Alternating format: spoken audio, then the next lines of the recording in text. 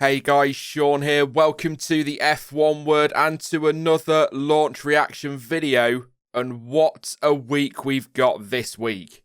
Later today, Alpine will launch its 2021 car. Tomorrow it's the turn of Aston Martin. It's Haas on Thursday and Williams will show off its car on Friday. But for this video, it's all about Mercedes.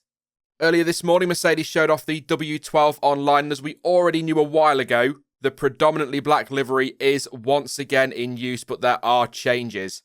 Most notably, the fade to silver towards the back of the engine cover and the Ineos sponsor, at least to me, seems a little bit more prominent.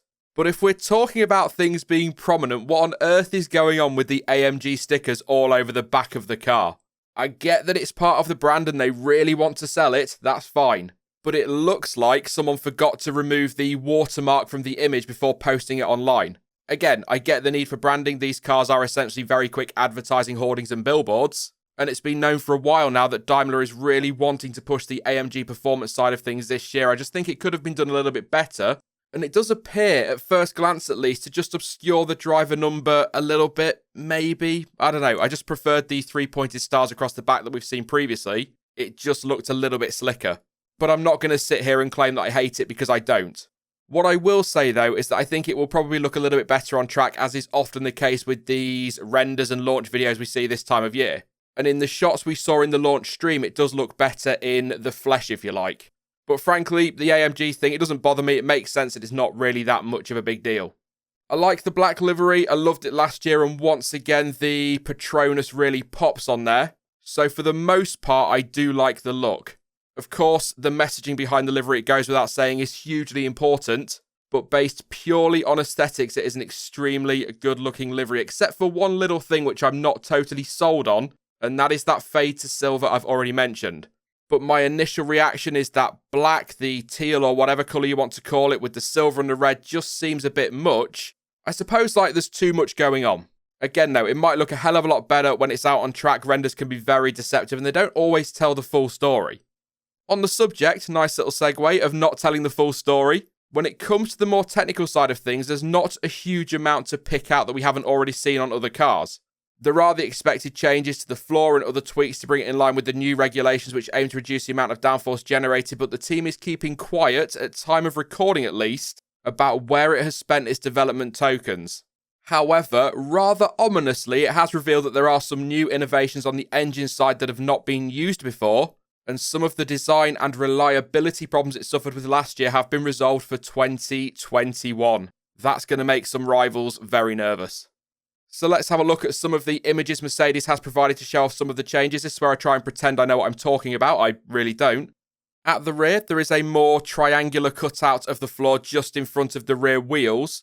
And that is probably the most notable change we'll see on all the cars this year, with the exception of McLaren, who have changed quite a bit to try and fit the Mercedes engine in, but for the most part, it'll be about the floor. At the rear of the car, the span has been reduced on the rear brake duct winglets, again, as part of the regulations. And if we have a look at a more fuller look at the back of the car, it shows the reduced height of the two inboard strakes. And yes, I am just reading what is right in front of me. And finally, at the side, you can see where the slots have been sealed in the floor and around those barge boards. And can I just say really quickly, wouldn't it be awesome if all the teams could provide a little bit of insight like this? So good stuff from Mercedes. As for the season itself, well, I think it would be a brave person to bet against them taking both titles again this year. They've been the dominant force in Formula One now for so long, and I can't see them not winning an 8th Constructors' title. And quite frankly, I'm not expecting anything other than an 8th world title for Lewis Hamilton either. I do, as I said last week, think Red Bull will be closer this year. I genuinely do. But a lot of that is going to come down to what Sergio Perez can do to back up Max Verstappen. But I don't think it will be an easy ride for Mercedes this year. I do still reckon they will come out on top though. And it is also worth bearing in mind that last year's titles were pretty much wrapped up very early in the season. So although there are restrictions on development, the team will have switched focus to 2021 relatively early in the season, and so could easily have bolstered its advantage. This next line isn't some sort of boo, I hate Hamilton comment. That's worth saying because it's the internet. But I really hope Bottas steps it up this year and takes the fight to the Brit across the whole of the season. Over the last couple of years, we've seen him start so strongly to the point where everyone gets really excited about how this could finally be the year we see a title battle. And then about, 2 races later, it's all but over. He needs to hit the ground running in 2021 and carry that consistently all the way to Abu Dhabi. I've said this so many times, but I'll say it again anyway. I don't give a damn who wins the title, I just care how we get there. If one driver wins the next 5 world titles in a row, that's fine, so long as the racing has been great. So long as we've seen them challenge some sort of battle. And to be honest, I just want to see that fight go all the way down to the wire. It feels like it's been an eternity since we've seen a title decider. So, for the 3rd winter in a row, come on Valtteri, make a fight of it.